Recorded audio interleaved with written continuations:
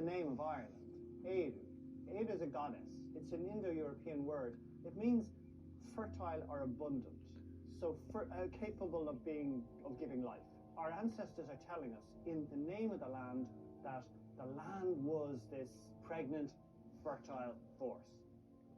We have all these different versions of goddesses of the land. You go to Ulster, you'll encounter Macha in Ord Waka, which is Armagh. Go down to the Beara Peninsula, down to Cork, to the Gaeilge.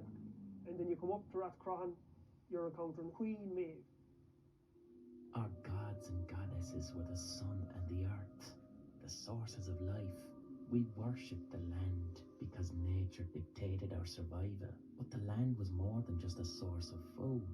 It was a repository for our stories, our literature, like the Táin Bó Cúailnge, a gigantic epic. It's about Queen Maeve, and the story all starts on this hill. Each and every